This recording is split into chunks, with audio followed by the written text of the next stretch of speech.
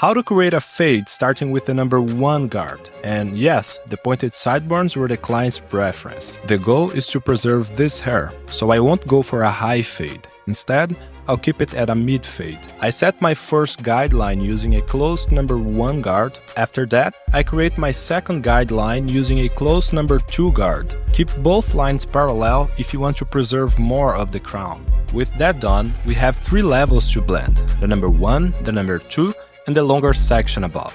To start blending between the number 1 and number 2, I use the number 1.5 guard, adjusting the lever between open and closed. This will help soften the guideline. At this stage, the clipper movements and the blade position make all the difference. To fully blend, I go back with the number 1 guard, but this time with the lever open. If needed, you can adjust to the mid or closed position.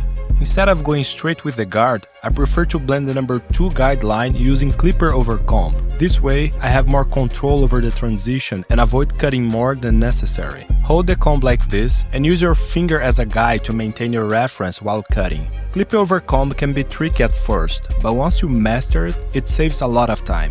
If any lines still remain, we can use a fine-tooth comb and a thinning scissors to erase them and achieve a more natural transition.